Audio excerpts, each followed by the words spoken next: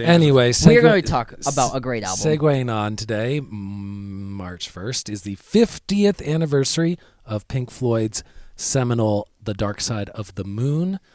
Some fun facts about this album. This album has spent 972 weeks on the Billboard 200 Albums chart. 972 weeks is 18 years and 36 weeks on the charts. Number 2 on that chart is Bob Marley's Legend, who has been on the chart for about 4 years total less. So you can see how big that achievement is. It is stipulations, because album sales across the world aren't really kept track of that cleanly, but they are either the third, fourth, or fifth. It's either the third, fourth, or fifth best-selling album of all time. I think it's on the short list of albums that every 16-year-old boy will listen to for the rest of time. It's on that list of 5. Dorm room posters, T-shirts sold, things like that. And for good reason, in my opinion, because I don't go to this album very often. I probably listen to it once a year. But it is still easily a top 20 album for me. And if I think long and hard and make my real list, it probably is closer to 10 or so, in my opinion. Yeah, I would agree. Yeah.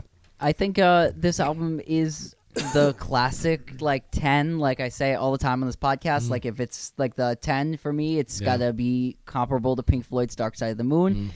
It is a groundbreaking record, I think. It is a song suite in a lot of ways, plays all the way through in one piece if you play it like that.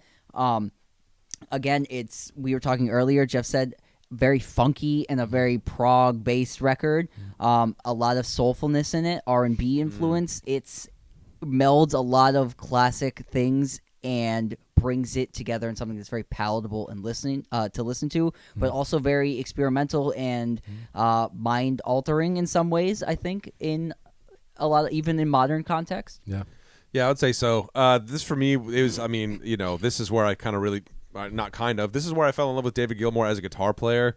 I remember listening to Breathe and hearing that first, it washes over you, and as a guitar player, you think, what the hell is that, and it was really the beginning of sort of a deep dive into me, even as a guitar player, into guitar pedals and stuff too, Claire Torrey's performance on The Great Kid in the Sky, absolutely incredible.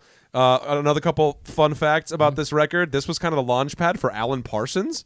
Absolutely. Engineer of this? Yeah. Yes. And also, some profits from this album went to go help to make Monty Python and the Quest for the Holy Grail, which is something interesting. I thought George Harrison was the only one who was later who was giving lots of money to the Flying Circus, but they would stop recording to go watch them shoot film and stuff, which is very funny.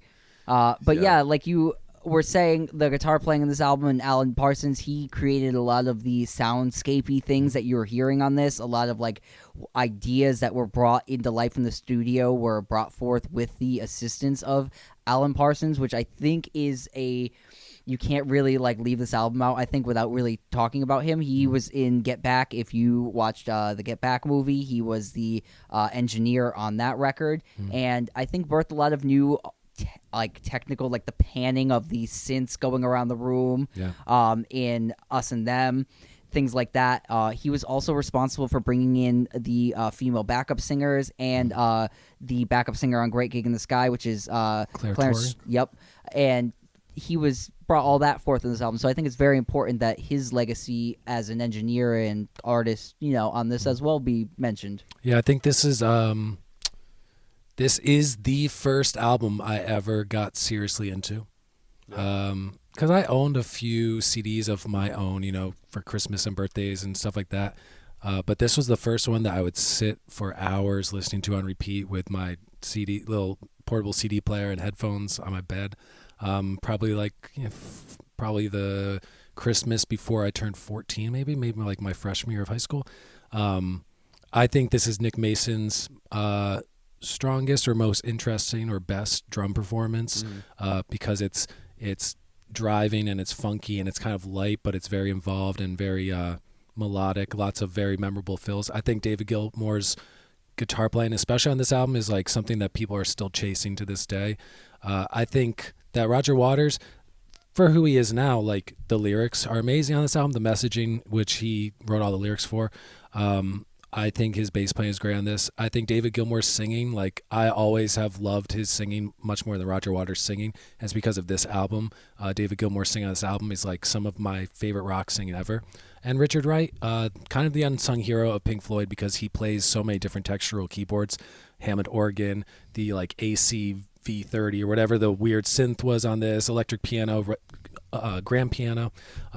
I think it just has incredible songs, some standouts, Time, Us and Them, Money. You know, like they're classics for a reason. Like this is pinnacle. And I used to think of this album as being dated, but when I would think like it's a dated sound, my mind would be like, yeah, man, because like all that late 60s stuff, it just sounds like this. And it's like, this was mid 70s. This wasn't. So the datedness is not real. It's the dated of like how science fiction movies are dated, where it's like past and futuristic and a little like present and talk about the social issues in especially in England at the day for the lyrics. This is tops. This is a great album. Yeah, I was into this when I was like later, 17, 18. Yeah, that's about where I got into it, yeah. I think like the nature of the lyrics, like you were saying, like the working class, this is your life, this is like birth and death and struggle, and the nature of the questions that are being asked is, I think, a lot of like why people connect to this record. It's very like a very human record. It's about humanity as a subject, and I think on that level it's about working class humanity, people that work and things of that, like blue collar kind of people, and it's interesting. That's why I think it connects so well, and I think it connects with people at a certain age when they're like, oh, this is life, and it kind of helps to breathe into those ideas and thoughts. And like I said earlier, even like Great Gig in the Sky, like having the quote, the profound quote of not being afraid of dying, and and then you're like, oh, okay, and then someone sings this crazy, like beautiful, chaotic, and then back to beautiful vocal melody that has no words, and you go, it makes you ponder your place in the world a little bit, and it has that ethereal nature that I think really is the pushing point of why it's such a staying classic record. Yeah, I think it's really effective in the way that even like when you listen to On the Run, that's the synthesizer that Jeff was, which was inspired by Richard Wright's Fear of Flying. That's the idea behind it, which is why you hear like there's kind of like crashing and you hear the Doppler effect thing and all this crazy stuff going on.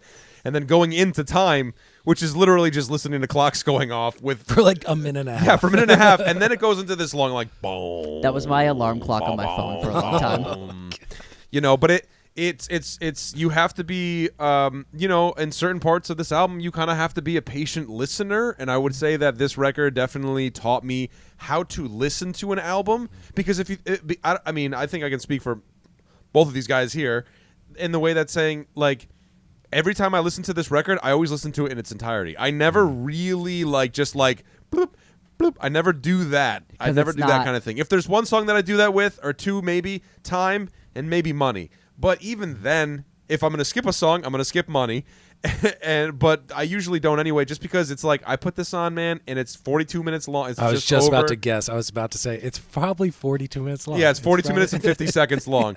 And it just plays perfect. It's a perfect album. I mean, there's so few albums that I would be like, this is a perfect album. This is a perfect album. Because I think too, when you play a song on here, the payoff ends up being what the next song is. Yeah, right. And so it's like it's chapters in a story. Yes, it has this great pacing.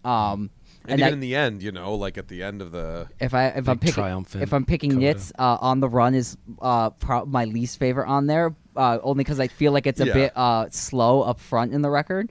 But that is my only pick of Nits on this record. I love it otherwise, and I still love that song. This is a straight up, like we give number rankings. This is without question. This is a 10 plus. This is a 10. Yeah. This is the classic. Yeah, classic.